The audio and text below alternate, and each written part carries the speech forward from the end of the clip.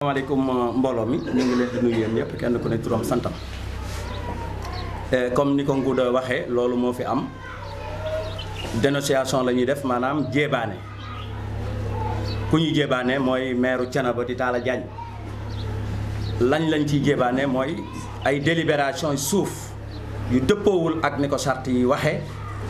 te mu def ko le 1er février bi passé def na ko waaye benn àndu ci conformul ak texte de centralisation yi beneen bi mooy bi mu ko defee ba pare ñun bind nañu recours lanu ca war ñu def ko pour jox ko autorité administrative bi nga xamante ne moo fi nekk di contrôle de légalité dinañ ci wax jëm ci tuuti ci kanam maire bi nu ko neex la gérer mairie bi jéemuta dëppoo benn yoon ak loi yi ak règlement yi wala charte yi nu ko neex rek la koy defe loolu nag xam naa xëy na sax duñu ci bett dara duñu ci bett ndax bu fekkee yorinu administration wala yorinu réew ci kàllaama français la ñu koy yore luñ la ciy bind ca ngay bind ca ngay tontu ca ngay def lépp te moom jàngul loola war naa mën a bañ a dëppoo ak loolu ak charte yi waaye nag am na équipe bu waroon a mën a valable pour que jàppale ko ca loola ba loola dem waaye nangulu leen sax déggulu leen te topp leen ca loola. Violation nag heure boo ko defee du code général des collectivités locales te ni mu waxee ni noonu la ñuy joxe suuf joxe woo ko suuf sax bu boobaa ñi ngi ko séqal te ñu xam dara dinañ ñi déet téye sa loxo te mooy maire yi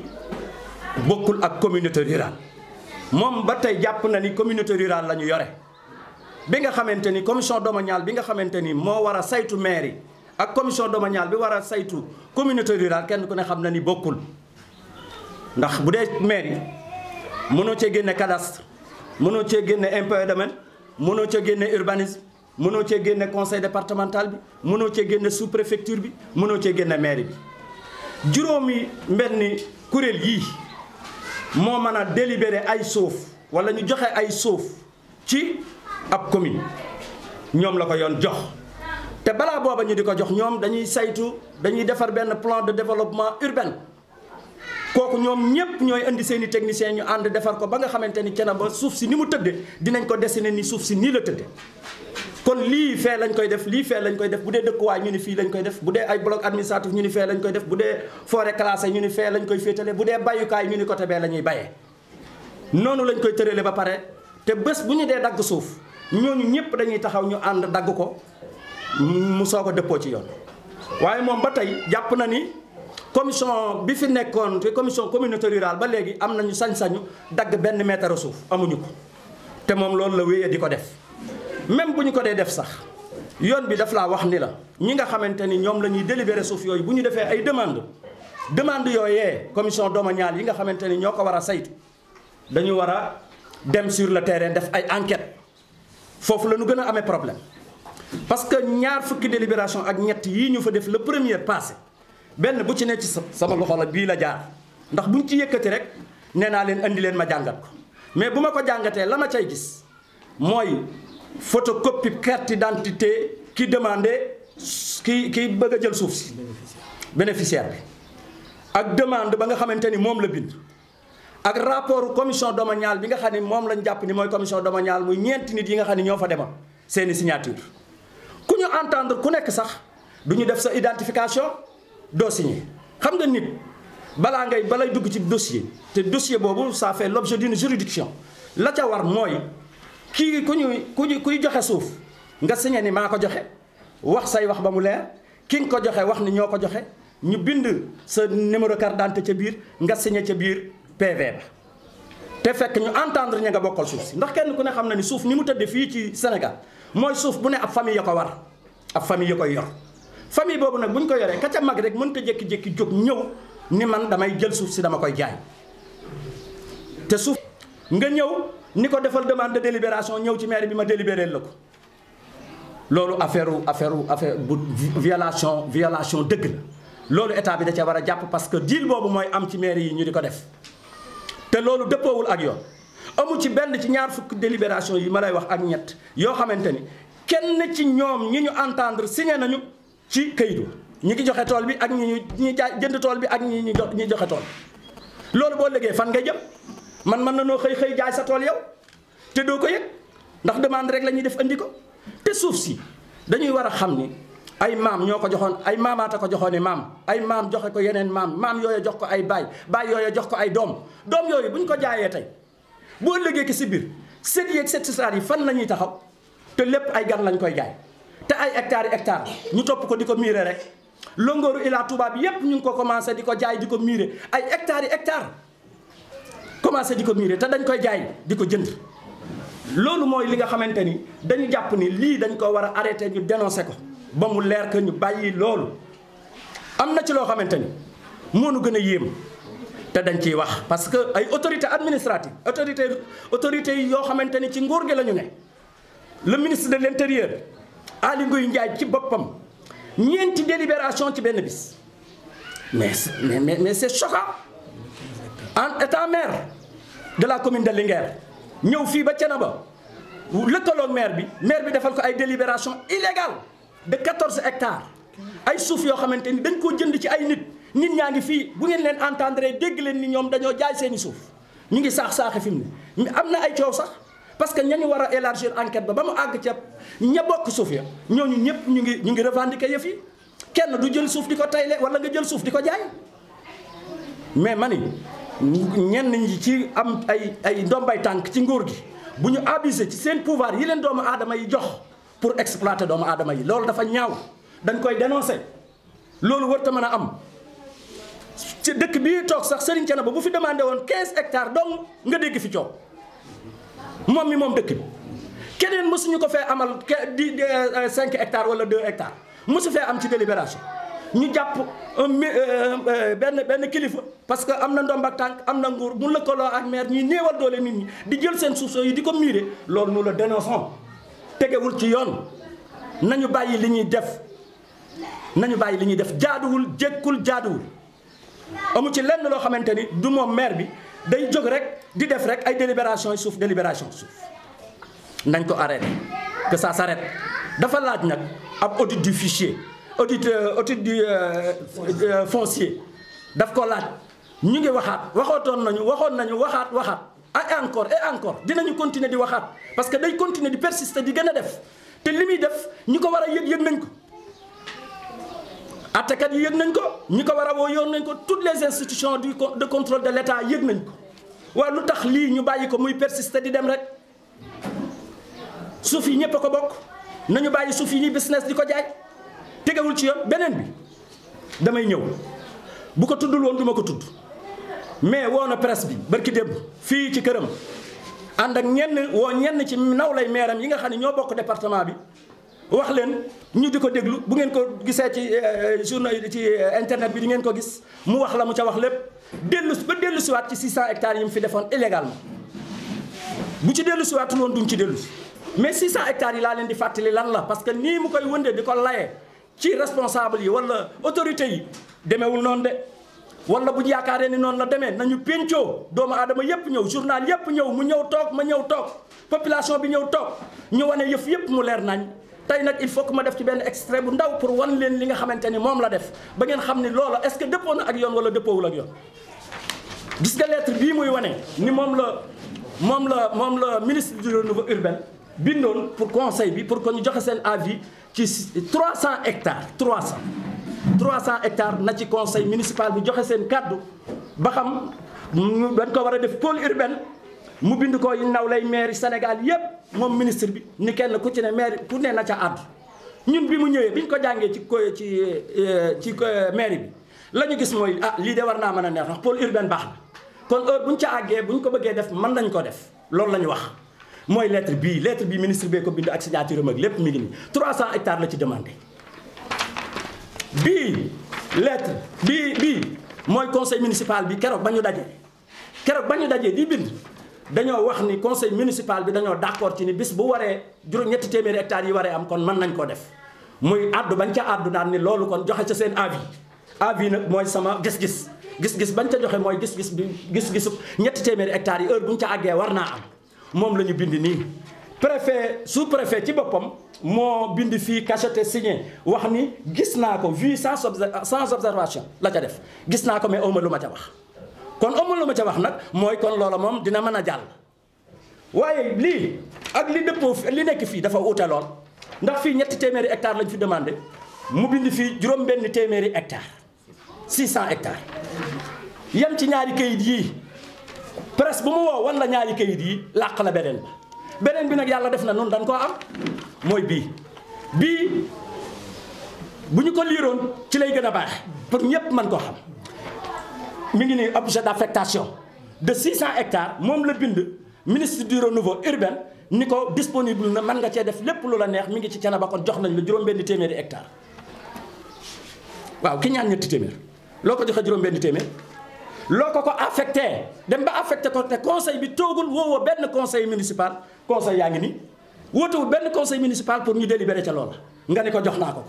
lettre baa ngi nii mu bind ku ko bëgg dinañ la ko jox nga yóbbaale ko. waaw bi ñu defee lii ba pare ñu jekki-jekki toog rek seen ko mu delluwaat ca site ba ànd ak yeneen partenaire ak beneen partenaire boo xamante ni ab nu ma ko mën a tuddee promoteur la ab promoteur ñu di ko wax Babacar Fall nekk Thiès. Babacar Fall andi fi ay italien ay américain ak japonais ñoom la àndal keroog àll bi fees dell ak seeni 4x4 ak i tubaab ñu ànd dem ba ca site bii ñu délibéré ñu bëgg a jox kii ñu wax kii mu yëkkati mu yëkkati kayit bii daal di kayit bii Babacar Fall en tant que promoteur jox naa la ko muy juróom-benn téeméeri hectares mais quelle confusion kii mënu laa demandé nga jox keneen te ñu jox nañu kii avis ba pare. Babacar Fall moom jàpp na ni moom am na juróom-benn téeméeri hectares fii ci Thiénaba ñu di ko wax zone économique intégrée waaw zone pôle urbain ak zone économique intégrée bokkul ñee zone urbaine la ñu laaj Babacar Fall mi ngi laaj moom zone économique intégrée moom la bëgg de 600 hectares. Babacar Fall ma di leen xamal ni leen maire dafa taxawaat woo presse bi weddiwaat nu ngu la tudd Babacar Fall ñimeetu koo tudd. moom day wax rek ni mais lii ministre bi lañ ko joxoon waaye Babacar Fall la ko jox Babacar Fall projet mi ngi nii kenn du ko weddi am na tur ci Thiénaba la juróom-benn téeméeri hectares la mi ngi nii mu def ko projet bi ba mu baax libellé ko def ko ba mu baax mu def ko muy juróom-benn téeméeri hectares mu éclaté ko hectare bu ne mu ni nangam ak nangam laa cay def moom laa cay def muy projet bi mi ngi nii lii fan la dëppoog yoon ba pare mu wàññeeku. pour bëgg a waxaat nit ñi ni leen man lettre bee rek laa mas a bind ñetti téeméeri hectares la ñu laajoon maa doon góorgóorlu pour joxe juróom-benn téeméeri hectares ministre bi waaw comme jox na ko ministre bi féete na ko lu fa yóbbuwaat Babacar Fall ba di ko joxaat xanaa loolu mooy gën a ñàkk a dëppoog yoon. délibération yii passé nii yii passé 22 délibération yi am na ci délibération de 5 hectares boo xamante ni ci site bii ñu jox ministre bi 5 hectares yoo xamante ni ca lañ ko délibéré waat mais délibération sur délibération ca suufaat muy nekk loo xamante ni c'est une violation du code général des collectivités locales muy bradage des terres du domaine national ñu war ko wax ñëpp pour ñëpp yooxu Thiénaba il est temps que nit ñi wax ci ñu jàpp nag ni bis boo xamante ni jógati na moom ni day wootee délibération suuf fii ci Thiénaba commune beeg askan wi yëpp fa lañ koy fekk ñu délogé ko parce que loolu desu ko nangu lii dañuy xam le ni bis bu continuer ñu approuvé ko ba ni lii dëppoo na ak yoon approuvé ko dinañu jóg ñu taxaw beneen taxawaay mooy population bi ak ñëpp dinañ leen woo ñu continuer di ko manifester ci mars ak ci lu ne heure bu ñu ko dee def dinañ ci woowaat nit ñi ñu fekke si ko mars boobu incha allah dinañ ko def. Messieurs, dames, nous sommes aujourd'hui à Thiénaba. Sous le couvert du collectif pour la défense des intérêts de Thiénaba. Au passage, je vais vous préciser que dans ce collectif, il y a tous les partis légalement constitués, à commencer par l'APR et le Parti socialiste. Moi, je suis du Parti démocratique sénégalais. Pour vous dire que ce n'est pas une affaire politique, c'est une affaire citoyenne. Donc, nous défendons une cause citoyenne. Cette cause, c'est quoi? Depuis que l'actuel maire est là, il y a malheureusement pour lui, son arrivée a correspondu avec l'acte 3 de la décentralisation, qui est en fait un acte très très compliqué, même pour ceux qui savent le droit. Alors, a fortiori, pour un illettré,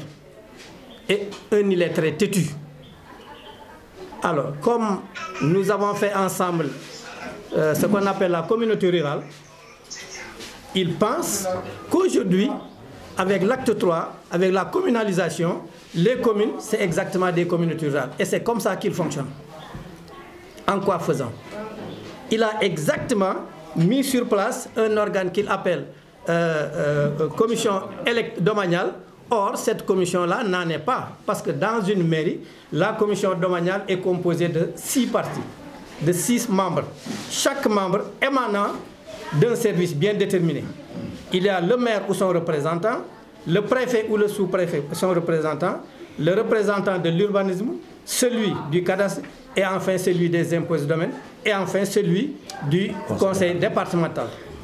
Parce que la mairie se trouve dans un département. Donc, le département doit avoir un regard sur tout ce qui se fait dans les mairies. Malheureusement pour lui. Lui, il est très analphabète de tout bord. Hein? Il ne peut pas écrire ni vers la gauche, encore moins vers la droite. Alors, ce monsieur-là, maintenant, ne fait que ce que bon lui semble. Il pense qu'il gère toujours une communauté rurale. Par conséquent, il fait ce qu'on appelle du mimétisme. Ce qu'on faisait là, c'est ce que je vais faire moi aussi. Or, nous sommes passés de la communauté rurale à la commune. C'est pourquoi il a pris, je crois, 3 conseillers pour en faire ce qu'on appelle une commission domaniale. Ce qui n'est pas une commission. Or, en droit, lorsque l'organe qui doit exécuter un acte, si cet organe-là n'est pas légal, tout acte émanant de cet organe est illégal. Première illégalité. Deuxième illégalité, même si l'organe était légal, mais le processus et la démarche des enquêtes pour aboutir au résultat qu'il vise, si cette démarche est tronquée, elle est estompée, alors à partir de la démarche, on peut tout annuler. Pour lui, tous les deux, il y a donc 2 effets. D'abord, l'organe n'est pas légal. Deuxièmement, le processus est illégal. Par conséquent, tous les actes émanant de ce que lui, il pense être une commission domaniale est nulle et non avenue. Voilà ce qui se passe. Et comme vient de le dire Ndiaga, malheureusement, c'est un maire qui se comporte comment ça s'appelle, en courtier foncier. En courtier foncier. Il va à gauche, à droite, concocte des partenaires pour leur dire, venez, je peux voir tel. Parce qu'il a concouru à appauvrir les populations de Thiénaba. Maintenant, il veut jouir de cette pauvreté pour les pousser à vendre leurs terres. Et qu'est-ce qui se passe? On ne peut pas, et là, je parle sur les textes,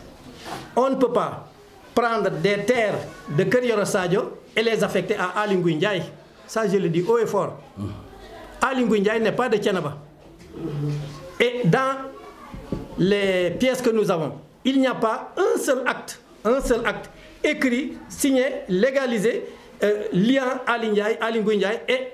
un habitant de Keur Sadio. Comment peut-on alors faire 4 délibérations pour le même Aly Ngouille Ndiaye? Parce qu'il est ministre de l'Intérieur.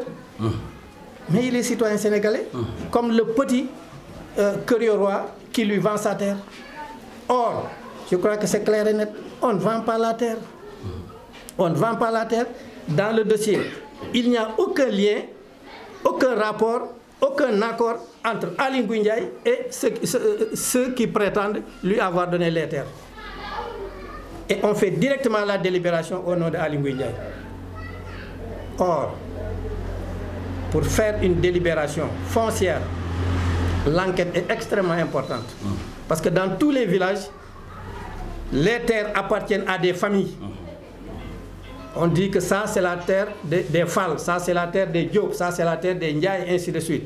Alors, est-ce qu'un seul Diop doit être contacté soit par téléphone, ou on le convoque là, il dit, bon, je vais vendre tant d'hectares dans les terres appartenant à toute sa famille, sans que les autres membres de la famille en soient informés et donner leur assentiment. Ce n'est pas possible. C'est exactement ce qu'ils ont fait. Tous ceux qui ont prétendu bénéficié de ces délibérations-là, d'abord, n'ont pas informé les gens avec qui ils appartiennent à la même famille et avec qui ils se partagent les terres, d'une part, mais d'autre part, il n'y a aucun lien, les reliant avec Aly Ngouille Ndiaye, ni par écrit, ni rien. Et ce qui est plus grave, on fait directement la délibération au nom de Aly Ngouille Ndiaye. Mais par quel biais? Voilà ce qui se passe. Alors, donc, nous avons introduit un recours auprès de l'autorité administrative, qui est le sous-préfet, pour que, et on y a mis 5 points, dont chaque point est un point d'annulation de ce processus. Et conformément au texte de la décentralisation. Maintenant, nous allons voir si le sous-préfet va respecter la loi ou il va respecter le ministre. C'est ça, Babacar Fall. Merci beaucoup. Maintenant, au mois de septembre, tout le monde avait vu un jour une scène spectaculaire sur un site non loin de Thiénaba où il y avait un certain Babacar Fall avec des partenaires japonais, italiens, américains, en présence du maire, avec une fanfare disant que voilà, on a octroyé à Babacar Fall 600 hectares. Quelques jours plus tard, nous avons interrogé les chefs de village qui sont dans cette zone. Ils sont au nombre de 4. Ils ont dit qu'ils n'ont jamais été mis au courant de l'extorcation de leurs terres pour les remettre à un certain Babacar Fall. Parce que c'est de cela qu'il s'agit. Alors, nous les avons organisés et ils ont écrit une lettre au sous-préfet, au préfet, au gouverneur, au procureur, pour dire qu'ils ne sont d'accord sur rien. Non seulement le maire ne les a pas informés, comme quoi il y a des délibérations qui tendent vers l'horizon pour leur zone, mais tout ce qu'ils en savent, c'est aujourd'hui que le maire leur a dit que voilà, j'ai donné que 600 hectares de vos terres à ce monsieur-là, Babacar Fall. Alors, ils ont écrit pour dire qu'ils vont peut-être perdre ces terres, mais au prix de leur vie. Ils ont écrit ce qu'ils ont écrit et là. Le préfet en a une copie, le gouverneur, le sous-préfet, le procureur. Et par la suite, nous avons tenu une conférence de presse sur le même site, là où il avait invité les villageois, pour tout démentir. Quelques jours, ça c'était au mois de septembre. En novembre, il passe par le Forum civil, par Abdoul Aziz Diop du Forum civil, pour dire qu'il veut que l'on se rencontre pour voir entre lui et nous, qu'est-ce qu'on peut faire. Nous avons dit d'accord. Quand on se rencontre à la chambre de commerce, j'ai dit bien par le Forum civil, représenté par Abdoul Aziz Diop. Donc le Forum civil était là-bas, nous étions là-bas, le maire était là-bas, les chefs de village, les 4 chefs de village signataires du refus étaient là-bas. Plus les 2 anciens PSR de Thiénaba, à savoir El Hadj Mbaye Samba et El Hadj Cheikh Gueye, ils étaient aussi présents. Mais ce jour-là, le maire a dit à qui voulait l'entendre, je n'ai pas offert 1 cm² de terre à Babacar Fall. Et Babacar Fall était représenté par un certain Latouf. À Thiès, peut-être vous saurez qui est ce Latouf. Alors il a dit qu'il n'a pas remis 1 seul cm² de terre à Babacar Fall. Alors qu'à la télé, on a vu le maire brandir un papier pour dire Babacar, voilà, vous demandiez 300 hectares, voilà, je vous remets 600 hectares. Alors les chefs de village ont dit, bon, comme il en est ainsi, mais Dieu merci, comme nous avons toujours nos terres, il n'y a pas de problème. En tout cas, nous sommes prêts à mourir, sinon, on ne prendra jamais nos terres. Voilà ce qui s'est passé concernant les 600 hectares. Mais comme on vient de le voir, comme ce qu'il fait n'est pas légal, n'est pas réfléchi, n'est pas organisé, sur les 600 hectares, il a encore organisé une autre délibération sur ces 600 hectares. Or, ce qu'il appelait délibération sur les 600 hectares, ce n'était pas une délibération, c'était du faux et usage de faux, et on a porté plainte pour cela. Parce que la mairie, c'est 2 organes. C'est l'organe délibérant qui est le conseil, et l'organe exécutif qui est le maire. Le maire ne peut rien faire sans l'aval du conseil. C'est le conseil qui vote et lui dit fais ceci. Mais tant que le conseil n'a pas voté en session et lui dit fais ceci, il ne peut pas le faire. Malheureusement, lui, il a fait le contraire, c'est-à-dire qu'il a fait la charrue avant les bœufs. Ici, chez lui, c'est la charrue qui tire les bœufs. Alors, donc, c'était très indispensable pour nous de vous faire le rappel de ce qui s'est passé. Maintenant, comme vous l'avez entendu ici, nous ne lui laisserons plus le temps de faire des bêtises. Parce que malheureusement, comme on dit souvent, pour ne pas subir, il faut agir. Maintenant, nous sommes dans l'action. On ne laissera plus le maire faire du n'importe quoi. Nous allons donc convoquer les populations, car je vous l'ai dit dès le départ, ce n'est pas une question politique, c'est une question citoyenne. Nous sommes de Thiénaba. Notre devoir premier, c'est de nous défendre. Nous défendre, c'est défendre nos terres, c'est défendre la commune de Thiénaba et ses intérêts. Merci beaucoup.